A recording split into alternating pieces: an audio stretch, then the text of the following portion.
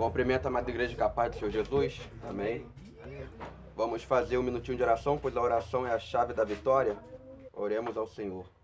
Senhor, maravilhoso Deus, todo-poderoso, Tu és santo, digno de toda honra, toda glória e todo louvor, meu Pai. Senhor, muito obrigado, meu Deus, por este culto, nesta tarde grandiosa, nesta tarde maravilhosa, Senhor, que o Senhor possa estar tocando, meu Pai amado, na vida de cada um que se disponibilizou para estar na Tua casa de oração, pois Tu és maravilhoso, Senhor, que nesta tarde o Senhor possa vir falar conosco, que nesta tarde o Senhor possa vir quebrando correntes, meu Pai. Ah, meu Senhor amado, venha jogando por terra, meu Pai, toda a muralha, Senhor, que tem nos impedido, meu Pai, de avançar, meu Pai, de alcançar a nossa vitória. Senhor, nesta tarde, meu Deus, venha selando com o Teu sangue a nossa vitória, meu Pai, pois Tu és maravilhoso. Senhor, repreende todo o espírito maligno, meu Pai, venha jogando por terra, meu Senhor, todo o espírito que tem perturbado Teus servos de noite, meu Pai, na madrugada, meu Senhor, joga por terra todo o espírito maligno, meu Senhor amado, que tem colocado medo na vida dos Teus servos, para que eles não venham orar, para que eles não venham jejuar, não venham ler a palavra, pois Tu és maravilhoso, Senhor. Meu Pai, venha com o refrigério do Teu Santo Espírito sobre a Tua igreja,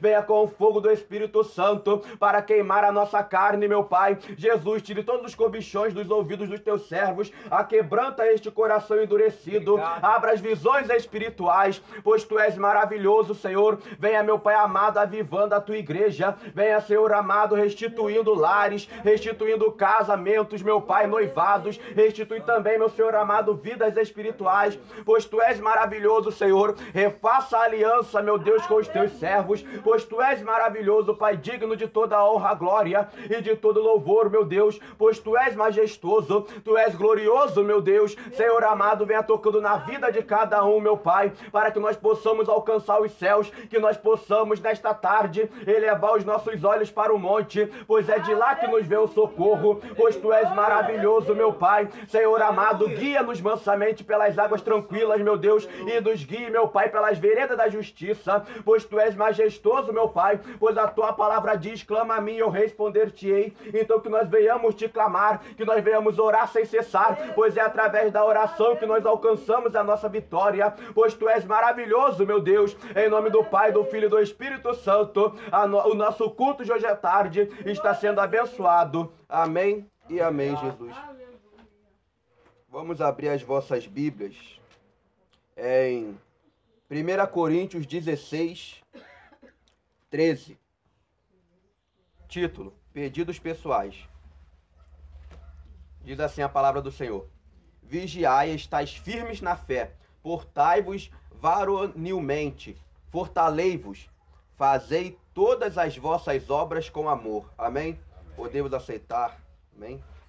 Ultimamente, Deus tem me trazido bastante para pregar em Coríntios, tem feito também eu falar bastante sobre o apóstolo Paulo, amém? Apóstolo esse que antes dele se chamar Paulo, ele se chamava de Saulo e perseguia os cristãos do Senhor. A história dele é bastante conhecida, pois ele é um dos apóstolos mais renomados que teve na Bíblia. Homem este que viu Jesus Cristo enquanto era criança e também viu a Jesus Cristo depois de adulto, enquanto ele estava em cima do cavalo. Por que eu digo que ele viu Jesus Cristo enquanto ele era criança? Pois para ser apóstolo naquela época, só poderia ser apóstolo se tivesse visto a Jesus Cristo, enquanto Jesus Cristo estivesse em carne, e se tivesse caminhado com Jesus Cristo. Ele viu Jesus Cristo em carne quando? Quando ele ainda era criança, pois ele viu os ensinamentos de Jesus Cristo. Ele ainda era mancebo, mas ele era estudioso, ele estudava muito de lei e não acreditava que Jesus Cristo era o Senhor, e acreditava mais na lei de Moisés do que no que Jesus Cristo falava. Ele achava que Jesus Cristo era um herege, ele achava que Jesus Cristo era blasfemador contra a lei, sendo que Jesus Cristo ele veio para cumprir a lei. Aleluia. E quando que o apóstolo Paulo caminhou com Jesus Cristo? Ele caminhou com Jesus Cristo logo depois que ele caiu do cavalo, pois aí ele reconheceu a Jesus como Salvador, ele reconheceu Jesus Cristo como Senhor, e ele ficou 3 dias e 3 noites em jejum, só em oração. E nesses 3 dias e 3 noites foi quando Jesus Cristo o discipulou. O que os apóstolos antigos de Jesus precisara de 3 anos para ser discipulado, apóstolo Paulo só precisou de 3 dias para ser discipulado. Por quê? Porque apóstolo Paulo, naquele momento, estava com o coração totalmente aquebrantado a Deus. E não precisou de 3 anos, mas sim de 3 dias. O que Jesus Cristo sofreu para ensinar os antigos apóstolos em 3 anos, Jesus Cristo só precisou de 3 dias para ensinar apóstolo Paulo. Pois a palavra do Senhor diz que não é preciso nenhum humano para te discipular, pois o próprio Espírito Santo tem de te ensinar. E naquele momento o apóstolo Paulo permitiu que o Espírito Santo o ensinara. Por isso que o apóstolo Paulo era um homem de sábias palavras, era um homem de muitas ciências e um homem também de grande discernimento, a chegar ao ponto que o apóstolo Pedro falou que tem coisas que o apóstolo Paulo diz que é difícil de se entender. Justamente por quê? Porque em 3 anos inteiros, Pedro, que viu todos os milagres que Jesus Cristo fizera, não foi capaz de entender todas as premissas de Jesus Cristo. O que eu quero dizer com isso? Pedro era o apóstolo mais velho entre todos. Por que eu tenho esse entendimento que Pedro era o apóstolo mais velho? Porque, de acordo com os ensinamentos israelitas, os mais velhos são os que podem falar mais do que os outros. E os mais novos são os que devem ficar calados e escutar mais. Por isto que João era o apóstolo que mais escutava e que menos falava. E por isto que Pedro era o apóstolo que mais falava, que mais fazia pergunta. Não era que Pedro fazia pergunta porque ele era curioso, não. Era porque ele estava no direito dele de fazer pergunta, já que ele era o mais velho. E o mais velho, lá em Israel, é o que pode abrir a boca. E o mais novo tem que escutar mais do que falar. Mas mesmo Pedro fazendo várias perguntas a Jesus Cristo, Pedro ainda não foi capaz de entender. Por quê? Porque mesmo Pedro, vendo todos os milagres de Jesus Cristo, ele foi repreendido pelo apóstolo Paulo. Quando Pedro teve o entendimento errado e só estava pregando o evangelho para aqueles que eram israelitas e estava deixando de pregar o evangelho para os gentios. Então o apóstolo Paulo chegou e o repreendeu. Mas Pedro não era mais aquele Pedro antigo que refutava tudo que Jesus Cristo falava. Pedro agora era um apóstolo de coração aquebrantado e deu ouvidos ao que o apóstolo Paulo falara a ele. O interessante também é que no meio de todos os apóstolos tem o Judas, Judas Iscariotes. Todo mundo conhece ele como o traidor. Só que o mais interessante, antes de entrar na palavra, o mais interessante era que Judas, o apóstolo traidor, andou com Jesus Cristo durante os 3 anos. Os 3 anos ele estava ao lado de Jesus Cristo. Nos 3 anos ele viu os milagres que Jesus Cristo fez. Nesses 3 anos ele também fez milagres. O que eu quero dizer com isso? Hoje em dia vai ter muita gente até mesmo pregoando o evangelho, falando sobre doutrina. Vai ter pessoas pregando doutrina. Mas essas pessoas que estão pregando doutrina nem sempre são espirituais. Pois aonde há pessoas espirituais, pode ter certeza que Deus permitirá que venha um Judas. E o Judas aparentemente vai ser um homem muito usado, vai ser um homem que vai andar na doutrina, porque Judas andava conforme Jesus Cristo falava. Judas fazia milagres conforme Jesus Cristo fazia. Judas tinha os ensinamentos de Jesus Cristo. E o mais interessante, Judas aprendeu tudo com o próprio Jesus, diferente de nós. Se um homem que aprendeu tudo com o próprio Jesus foi capaz de o trair, imagina aquele que aprende com homens. Há muitas pessoas que vai pregoar o evangelho, que vai até mesmo fazer milagres, mas a palavra de Deus diz que o diabo consegue até se transfigurar em anjo de luz. O diabo consegue até mesmo fazer fogo cair do céu. Então ele pode muito bem usar uma pessoa que se diz ser de doutrina. Então não se engane, Judas traiu Jesus, mas Judas se deixou ser enganado por Satanás. Porque Judas também fazia milagres. Então toma cuidado, quando vocês forem em alguma igreja, faz prova de Deus. Pois a palavra diz, provai e veja se o Espírito é de Deus. Sempre fazem prova de Deus para saber quem é quem. Agora, voltando para a palavra.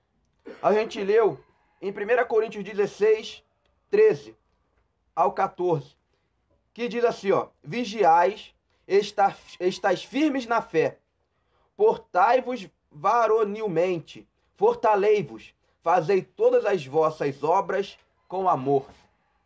A Bíblia vai vir nos dizendo que a fé vem pelo ouvir, e ouvir a palavra de Deus. E aqui nos diz para ser firmes na fé. Mas aqui também diz para nós fazermos todas as nossas obras com amor. Porque o primeiro mandamento é o amor. A palavra de Deus fala: buscai primeiramente o reino de Deus e as demais coisas vos serão acrescentadas. Mas a palavra de Deus também fala: amai primeiramente a Deus. Depois ama o teu próximo como a ti mesmo. Aleluia. Ou seja, o amor sempre está à frente de tudo. Não adianta você ter fé. Não adianta você ter compromisso. Não adianta você ser o melhor obreiro de todos, se você faz aquilo sem amor, faz aquilo de qualquer maneira. Ah, tá faltando uma cadeira, eu vou pegar a cadeira. Mas coloca a cadeira de qualquer jeito, limpa a igreja de qualquer jeito, evangeliza de qualquer jeito, lê a palavra de qualquer jeito, ora de qualquer jeito, jejua de qualquer jeito. Nada adianta, pois tudo começa com amor. Vou dar um exemplo. Quando os dois pombinhos acabam de se conhecer, os dois não fazem um pelo outro porque estão amando. Fazem um pelo outro porque estão amando. Amém. Só que se um dos dois esfriar, não parece que aquele amor fica meio endurecido? Amém? Fica meio endurecido. Só que a palavra de Deus fala que nós devemos ser quentes. Não devemos ser mornos nem frios. Devemos ser quentes. Por quê? Quando nós deixamos o amor se esfriar ou o amor, ficar morno, aquele amor não é o mesmo de antes. O que nós buscava antes, não vamos buscar agora. É por isso que a palavra fala de primeiro amor. Porque no primeiro amor, você estava quente, buscava sem parar, jejuava sem parar, lia a Bíblia sem parar. Ali o seu amor estava quente. Você estava fazendo as obras com amor. É por isso que a palavra fala para a gente sempre voltar ao primeiro amor. Nunca ficar na mermice, mas sempre voltar ao primeiro amor. Pois o que vai fazer você buscar como buscava antes é o primeiro amor. É claro que vai chegar um ponto que nós vamos ter que viver na experiência, porque a idade chega. A idade vai chegando. Aleluia. Mas mesmo a idade chegando, nós podemos tentar buscar o primeiro amor, como também podemos chegar ao primeiro amor. Vou dar um exemplo. Esse servo de Deus já morreu, mas eu vou usar ele como exemplo. O missionário Davi Miranda. Ele orava, ele come todo dia. Ele dobrava o joelho meia-noite até 5 horas da manhã. Na sua juventude, Quando ele era jovem, também casado. Mas depois que ele ficou velho, o joelho dele não aguentava mais ficar tanto tempo dobrado. Mas se no primeiro amor dele, ele orava de meia-noite até as 5 da manhã, por que na velhice dele ele não iria orar mais assim? O que ele fazia? Ele ficava de joelho até o ponto que ele aguentava. E quando ele já não aguentava mais, ele orava sentado. Deus escuta as orações. Não importa se você está orando em pé, sentado, deitado, de joelho. O que importa é que você está orando de coração aquebrantado. Aleluia. Pois na Bíblia vai nos relatar várias pessoas que oraram deitado, pessoas que oraram em pé, pessoas que oraram enquanto estavam presos. E vai saber a forma que prenderam eles, Podem ter prendido eles de joelho dobrado, podem ter prendido eles em pé. Porque naquela época, eles prendiam colocando, correntes na parede e fechava a tua mão na corrente. Então podia prender tanto uma pessoa, botava corrente nos braços e na perna, a pessoa ficava em pé e mesmo assim orava. Ou botava de joelho a pessoa e prendia as mãos e eles também oravam. Ou até mesmo deixava solto, à vontade. Como hoje em dia são os cárceres, É a prisão. Os presos não ficam amarrados, mas fica à vontade. Então a Bíblia relata várias formas que eles oraram. Só que por que Deus ouviu? Por que Deus escutou? Porque eles faziam aquela oração com amor. Eles davam tudo de si naquela oração. Como Paulo e Silas, quando foram presos e oraram. Ou então Pedro, quando foi preso, orou. E de toda forma, Deus os livrou. Aleluia. Ou então Elias, quando fugiu de Jezabel e se trancou. Ele entrou numa caverna. E ali ele clamou até Deus para levar ele, que ele já não aguentava mais. Ali, né, dizem que ele entrou em depressão. Também acredito que ele tenha entrado em depressão. Porque na visão dele, ele era o único profeta que tinha restado na terra. Então eu fico imaginando como que ele se sentia sozinho, se sentia solitário. E a nossa humanidade precisa de comunicação. Precisa de alguém para a gente se abrir. É claro que a maior pessoa que nós precisamos para se abrir é Deus. Mas a nossa carne sempre deseja alguém de carne também, para a gente trocar palavras. Porque da mesma forma que eu sofri, eu sei que aquela outra pessoa sofreu, então ela pode me entender. Mas Deus respondeu Elias. Porque mesmo Elias pedindo a Deus para tirar a vida dele naquele momento, Elias fez uma oração com amor. E ele sabia que se Deus levasse ele naquele momento, ele estava salvo. E Deus respondeu Elias. Mas falou para Elias, ainda não é o teu momento. Caminha. Eu ainda tenho muitos outros profetas guardados. E aí Elias se animou, pois ele viu que ele não era o único. Nós não somos os únicos. Muitas vezes Satanás pode até jogar seta e colocar no coração dos membros dessa igreja que nós somos os únicos que estamos pregoando a sã doutrina. Mas ei, não somos o único. Tem muitas outras igrejas que ainda pregam a sã doutrina. Tem igrejas que até mesmo estão perdendo a doutrina, mas ainda tem pessoas lá dentro que pregam a verdade. Mas também tem muitas igrejas que falam de doutrina, que na verdade não tem mais a aprovação de Deus, pois virou como Saul. Saul, no começo do reinado dele, tinha a aprovação de Deus. Mas no final do reinado, ele perdeu a aprovação de Deus.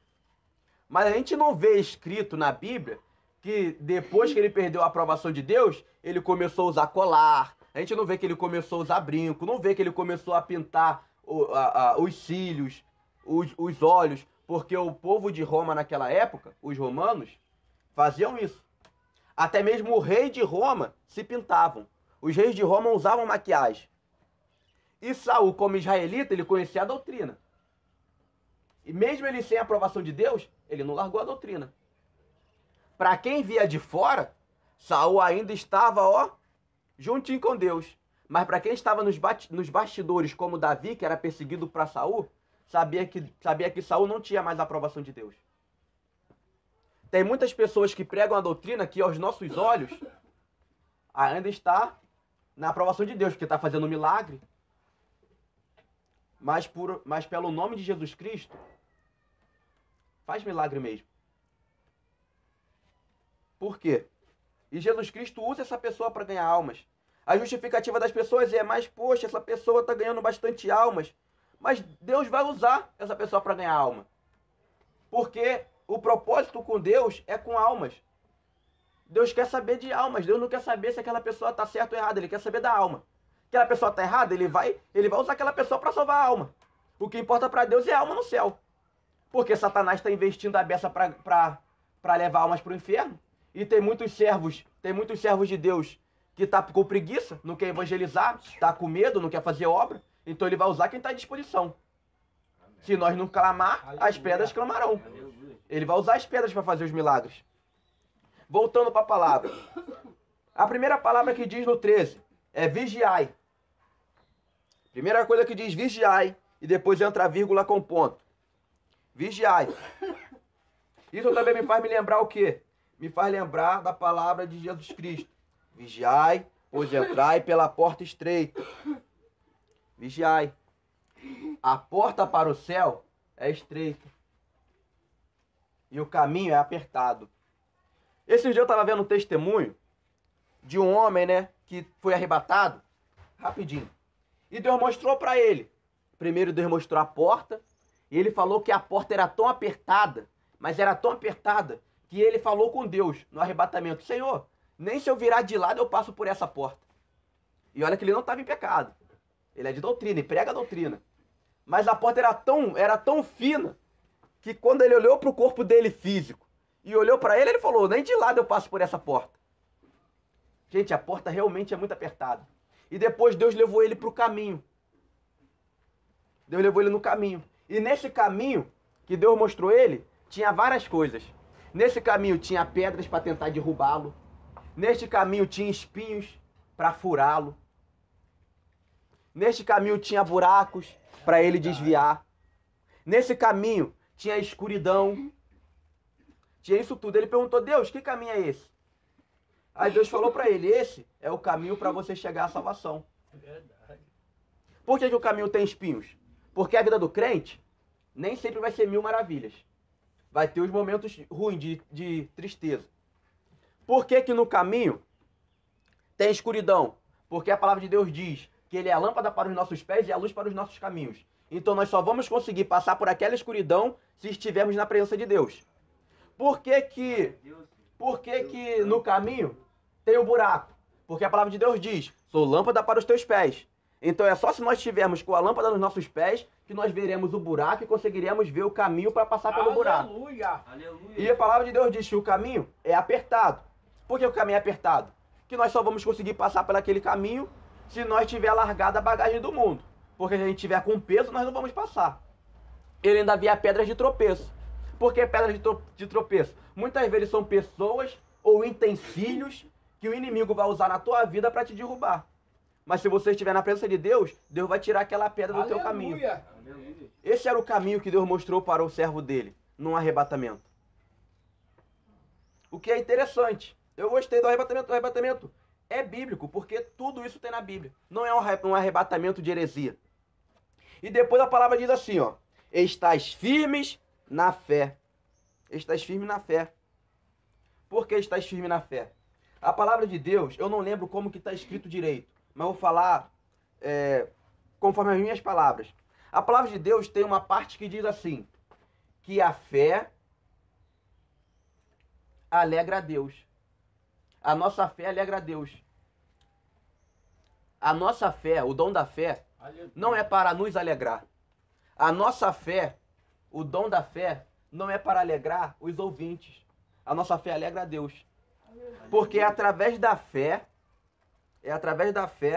que nós conseguimos vencer todas as nossas lutas aqui na terra. É através da fé e das obras. Mas nós só conseguimos ter obra se tiver fé. E só conseguimos ter fé se tiver obras. Mostra-me a tua fé que eu lhe mostro a minha obra. Porque a minha obra já está cheia da minha fé. Como assim?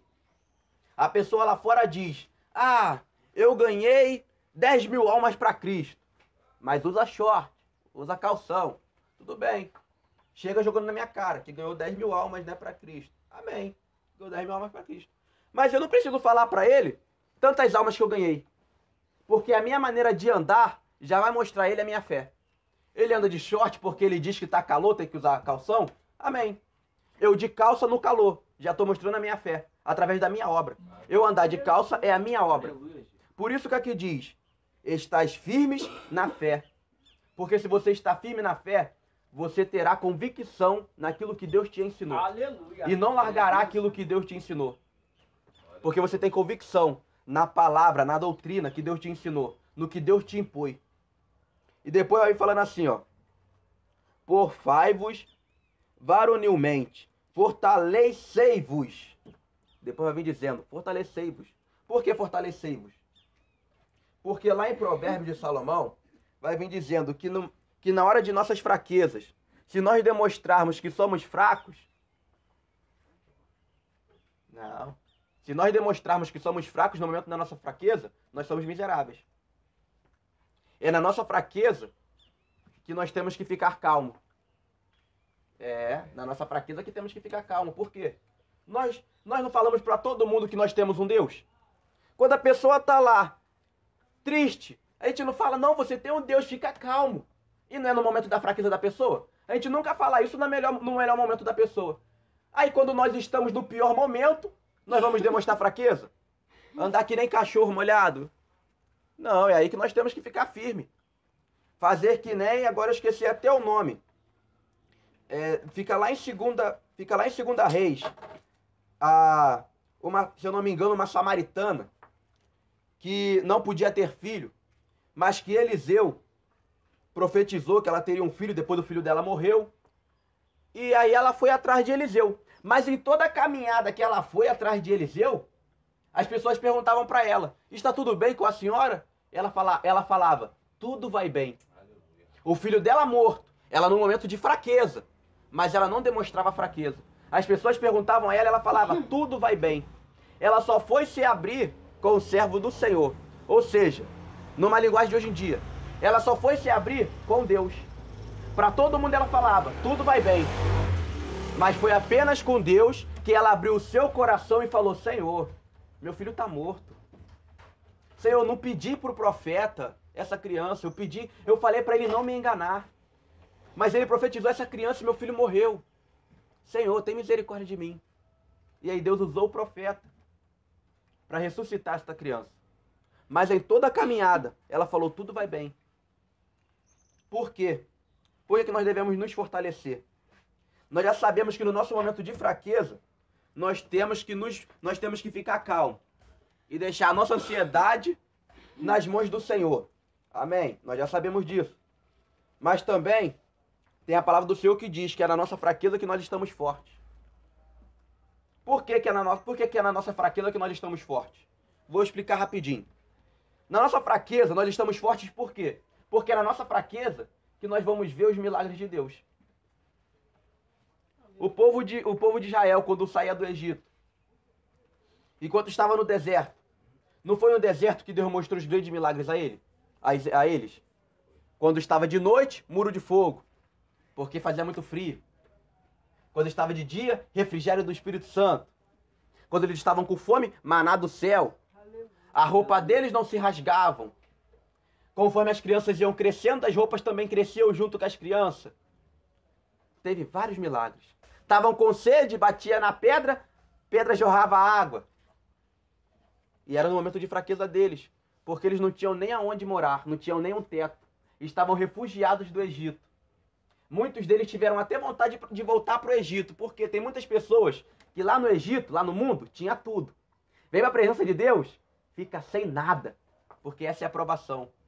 Mas é nesse momento que a pessoa fica sem nada que ela terá experiência com Deus. Tá sem nada em casa, mas no dia seguinte Deus traz alguém para te dar um alimento. Aleluia. Tá sem dinheiro nenhum, tá sem roupa, faltando calçado. Mas é no outro dia que Deus traz alguém para te dar um calçado. Aleluia. É no seu momento de fraqueza que você verá as grandes maravilhas do Senhor. Por isso que a palavra de Deus diz, fortalecei-vos. Fortalecei-vos. Confie em Deus, entrega a sua ansiedade em Deus. O dia de amanhã pertence a Ele, o de hoje também. O passado já passou. Esquece seu passado. Pede perdão a Deus, se conserte agora e viva o agora e o amanhã. E no 15 diz assim, no 14, perdão, fazei todas as vossas obras com amor. Faça tudo com amor. Tá no momento ruim? Glorifica. Tá no momento bom? Glorifica. Tá no momento ruim? Dê graças. Tá no momento bom? Dê graças. Louva a Deus a todo instante. Ora a Deus sem cessar. Jejua. Tá sem alimento nenhum em casa? Ó que tremendo. Tá sem alimento nenhum em casa? Talvez, pense bem comigo, se você tá sem alimento em casa, é porque Deus quer que você jejua. Já que você não consegue jejuar com alimento em casa, Ele tá fazendo você jejuar porque você não tem alimento. Deus está te ajudando a jejuar. Quando tem alimento em casa, Senhor, eu não consigo jejuar porque a comida acabou de estar pronta. Aí, Deus é sábio, o que Deus faz? Faz você ir para a rua e não tem como, e não deixa nem você chegar na hora de fazer almoço, né? Ou janta. Deixa nem você chegar na hora de fazer almoço. Aí você tá na rua, não tem nem um centavo para comprar o salgado. Por quê? Porque Deus está fazendo você jejuar. Já que não jejua por bem, vai jejuar então do jeito que eu quero. Mas jejua. É simples. Faça tudo com amor. Aí, às vezes você tá se arrumando em casa para sair pra rua, se arrumando, mas aí alguém chega na tua casa e começa a conversar com você e te atrasa. Aí você fica bravo. Mas mal sabe você que talvez Deus enviou aquela pessoa para te dar um livramento. Você seria assaltado, sofreria acidente. Então faça tudo com amor. Chegou alguém na tua casa e tá fazendo você se atrasar? Dá graças a Deus. Senhor, tá na tua mão. O Senhor enviou essa pessoa porque o Senhor sabe você sabe o que vai acontecer pela frente. Deus, não tem nenhum alimento? Tá na tua mão. Na hora certa o Senhor proverá. Deus, não vou conseguir chegar em casa para fazer o almoço e não tô com dinheiro para comprar nada aqui na rua. Amém. Quando você chegar em casa não vai ter o arroz e o feijão para fazer? Então amém. Glorifica a Deus, exalta a Deus. Exalta a Deus. Então, vigiai, fiquem firmes na fé, fortalecei-vos e faça todas as obras com amor. Que a palavra do Senhor fale melhor em cada coração, aquilo que as minhas palavras não foram capazes de falar, que o Espírito Santo venha falar. Amém? Eu agradeço a minha oportunidade em nome de Jesus e passo para aqueles que têm direito.